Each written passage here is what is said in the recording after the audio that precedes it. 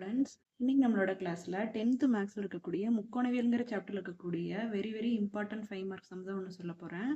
Already நம்ம சேனல்ல 11 சம்முக்குரிய videos போட்டிருக்கிறேன். இது 12வது சம்ம. இந்த சாப்டர்லயே ஒரு 14 5 மார்க் தான் ரொம்ப முக்கியம். அதுதான் லைனா சொல்லிட்டு இருக்கேன். இதுல 12வது சம் பார்க்கலாம். இது வந்து எடுத்துக்காட்டு 6.32 இருக்கு புக்ல. இது வந்து ஜூலை 2024 பப்ளிக் எக்ஸாம்ல கேட்டிருந்தாங்க. இது வந்து உயரங்களும் தொலைவுகளுங்கிற டாபிக் இருக்கக்கூடிய கொஷின். இந்த மாதிரி கொஸ்டின் வந்ததுனாலே நீங்கள் முதல்ல கொஷினை நல்லா ரீட் பண்ணி அண்டர்ஸ்டாண்ட் பண்ணிட்டு நீட்டாக ஒரு படம் வரைஞ்சிருங்க. படம் வரைஞ்சிட்டாலே சம் வந்து பாதி போட்ட மாதிரி தான். ஒரு கோபுர உச்சியின் மீது 5 மீட்டர் உயரம் உள்ள கம்பம் பொருத்தி வைக்கப்பட்டுள்ளதுன்னு கொடுத்துருக்காங்க. ஸோ ஒரு கோபுரம் இருக்குது, அதனுடைய உச்சி மேலே ஒரு கம்பத்தையும் வச்சுருக்காங்கன்னு சொல்கிறாங்க. ஸோ முதல்ல என்ன பண்ணிக்கலாம் அப்படின்னா, தரைக்காக ஒரு கிடைமட்ட கோடு வரைஞ்சிக்கலாம். சரிங்களா, இங்கிருந்து ஒரு கோபுரம் ஒன்று இருக்குது. ஸோ கோபுரத்துக்காக ஒரு கோடு. சரிங்களா, இது வரையிலும் திரும்ப அது மேலே ஒரு கம்பத்தை பொருத்தி வச்சிருக்கேன்னு சொல்கிறாங்க. ஸோ அதுக்காக ஒரு கோடு போட்டிருக்கேன். சரியா, இது வந்து கம்பம், இது வந்து அந்த கோபுரம். கோபுர உச்சியின் மீது 5 மீட்டர் உயரமுள்ள கம்பம் பொருத்தி வைக்கப்பட்டுள்ளது. தரையில் உள்ள ஏ என்ற புள்ளியிலிருந்து, ஸோ தரையில் ஏன்னு ஒரு புள்ளி இருக்கு. இந்த புள்ளியிலிருந்து கம்பத்தோட உச்சியை, இதுதானே கம்பம், இந்த ஏபிங்கிறத கம்பம், பிசி அப்படிங்கிறத கோபுரம்னு வச்சுக்கலாம். சரி, ஏ இங்கே ஆல்ரெடி பாயிண்ட் கொடுத்துருக்காங்க இல்லையா, ஸோ நம்ம இங்கே ஏ குறிக்கக்கூடாது. இது பிசி, இது டின்னு வச்சுக்கலாம். சரிங்களா, ஸோ டிபிங்கிறது வந்து நம்மளுக்கு கம்பம், பிசிங்கிறது நம்மளுக்கு கோபுரம். இப்போ என்ன சொல்லியிருக்காங்கன்னா, தரையில் உள்ள ஏ என்ற புள்ளியிலிருந்து இந்த கம்பத்தோட உச்சியை என்ன ஏற்ற கோணத்தில் பார்க்குறாங்கன்னா 60 டிகிரி ஏற்ற கோணத்தில் பார்க்குறாங்க. ஸோ இந்த ஏங்கிற புள்ளியிலிருந்து இந்த கம்பத்தோட உச்சியை 60 டிகிரி ஏற்ற கோணத்தில் பார்க்குறாங்க. ஸோ 60 டிகிரி குறிச்சாச்சு. அடுத்தது கோபுரத்தோட உச்சியிலிருந்து எது கோபுரம், இதுதான் கோபுரம். இந்த கோபுரத்தோட உச்சினா இது, கம்பத்தோட உச்சினா இது, கோபுரத்தோட உச்சினா இது. இந்த கோபுரத்தோட உச்சியிலிருந்து அதே ஏங்குற புள்ளிய 45 டிகிரி இறக்க கோணத்துல பாக்குறாங்கன்னு சொல்றாங்க. ஸோ இறக்க கோணம் எப்பவுமே எப்படி குறிக்கணும்னா, எந்த இடத்துல இருந்து பாக்குறோமோ அந்த இடத்துல முதல்ல ஒரு கிடைமட்ட பார்வை கோடு வரைஞ்சுக்கணும். இந்த கிடைமட்ட பார்வை கோட்டுக்கும் நம்ம கீழ் நோக்கி இந்த ஏங்குற புள்ளிய பாக்குறோம் பாத்தீங்களா, இந்த பார்வை கோட்டுக்கும் இடைப்பட்ட இந்த கோணம் தான் இறக்க கோணம். ஸோ இது 45 டிகிரி. இதுலயும் அப்படிதான், கிடைமட்ட கோட்டிற்கும் மேல் நோக்கி பார்க்கக்கூடிய பார்வை கோட்டுக்கும் இடைப்பட்ட கோணம் தான் ஏற்ற கோணம், 60 டிகிரின்னு குறிச்சிருக்கோம். இப்போ வந்து கோபுரத்தினுடைய உச்சியில இருந்து இந்த ஏங்குற புள்ளியை கீழ் நோக்கி பார்க்குறாங்க. ஸோ அதனால அந்த இடத்துல ஒரு கிடைமட்ட கோடு போட்டாச்சு, இங்கே பார்வை கோடு போட்டாச்சு. இந்த ரெண்டு கிடைப்பட்ட கோணம் 45 டிகிரி. இப்போ இந்த கோடும் இந்த கோடும் இணைகோடுகள். இது வந்து குறுக்கு வெட்டியா அமைது. இரண்டு இணைகோடுகளை ஒரு குறுக்கு வெட்டி வெட்டுச்சுன்னா ஒன்று விட்ட கோணங்கள் சமமா இருக்கும். ஸோ இது 45 டிகிரினா இந்த கோணமும் 45 டிகிரி இருக்கும். இந்த ஃபுல்லா இருக்கக்கூடிய கோணம் 60 டிகிரி, இதுல இருந்து இது வரை இருக்கிறது 45 டிகிரி. அவ்வளவுதான், நம்ம படம் வரைஞ்சிட்டோம். ஏ பி எப்படி வேணா நம்ம குறிச்சிருக்கோம். இதுல எது எதை குறிக்குது அப்படிங்கறத ஃபர்ஸ்ட் எழுதிடணும். ஃபர்ஸ்ட் இதுல பாத்தீங்க அப்படின்னா பிசி, பிசிங்கிறது எதை குறிக்குதுன்னா கோபுரத்தை குறிக்குது. அதுக்கு மேல பிடி, பிடிங்கிறது எதை குறிக்குது அப்படின்னா கம்பத்தை குறிக்குது. ஏங்கிற புள்ளிங்கிறது தரையில் இருக்கக்கூடிய புள்ளின்னு அவங்களே கொடுத்துட்டாங்க. ஸோ அதை நம்ம மென்ஷன் பண்ணணுங்கிறது இல்லை. ஸோ இப்போ இதில் ரெண்டு செங்கோண முக்கோணம் இருக்கான்னு பாருங்க. எது அப்படின்னா ஏசிபி, இது ஒரு செங்கோண முக்கோணம். இதில் எதோட அளவு கொடுத்துருக்காங்கன்னு பாருங்களேன். இந்த கோபுரத்துக்கு மேல் இருக்கக்கூடிய கம்பத்தோட உயரம் 5 மீட்டர்னு கொடுத்துருக்காங்க. நம்ம கண்டுபிடிக்க வேண்டியது கோபுரத்தோட உயரம் தானே. ஸோ கோபுரத்தோட உயரத்தை ஹெச்னு வச்சுக்கலாம்.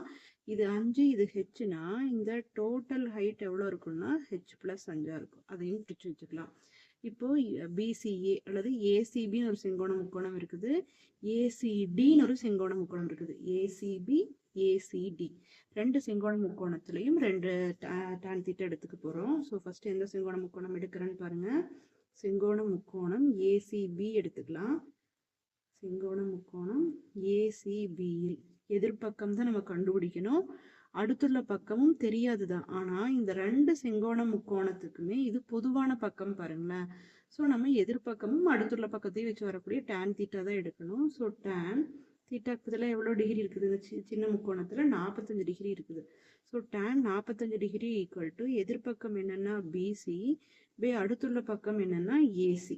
ஸோ tan 45 டிகிரியோட மதிப்பு வந்து 1, பிசியோட மதிப்பு நம்ம ஹெச்னு வச்சிருக்கிறோம். கீழே வந்து சிஏசி ஏசின்னே வச்சுக்கலாம். இதை குறுக்கு பெருக்கல் பெருக்கினீங்கன்னா 1 × AC AC AC equal to ஹெச்னு வந்திருக்கு. இது அப்படியே வச்சுக்கலாம். இப்போ பெரிய செங்கோண முக்கோணம், அதாவது ஏசிடிங்கிற செங்கோண முக்கோணத்தை எடுத்துக்கலாம். ஸோ செங்கோண முக்கோணம் ஏசிடியில் இதுலேயும் பாருங்க, நம்ம எதிர்பக்கம் தான் கண்டுபிடிக்கணும். அடுத்துள்ள பக்கம் ஏசிங்கிறது காமன் பக்கம், அதனால இதுலேயும் tan தீட்டா தான் எடுக்க போகிறோம். தீட்டாக்கு பதில் எவ்வளோ டிகிரி இருக்குன்னா 60 டிகிரி இருக்குது. So tan 60 degree equal to எதிர்பக்கம் என்ன, சிடி. இந்த ஃபுல் லென்த்து தான், அந்த பெரிய செங்கோண முக்கோணத்துக்கு ஃபுல் லென்த்து தான் எதிர்பக்கம். So CD by AC, CD by AC. tan 60 டிகிரியோட மதிப்பு √3 ஈக்குவல் டு சிடியோட அளவு எவ்வளோன்னு பார்த்தீங்கன்னா h+5ன்னு வச்சுருக்குறோம்.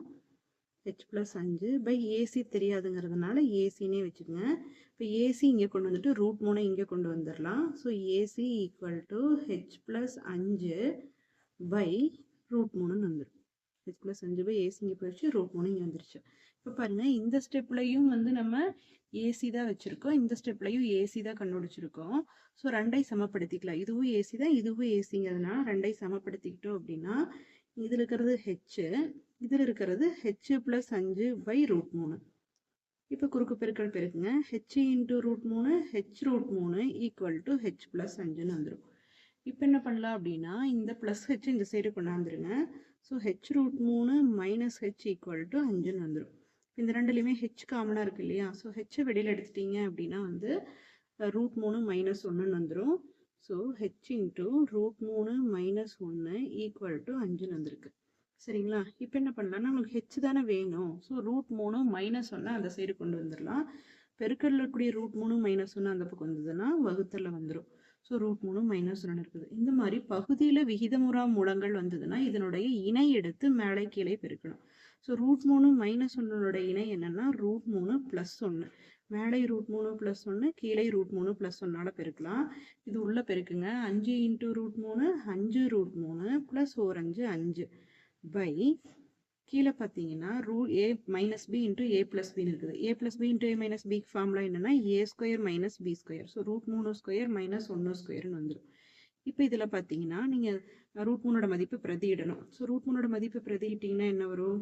5 இன்ட்டு 1.732 ப்ளஸ் 5 √3² 3 மைனஸ் 1² 1.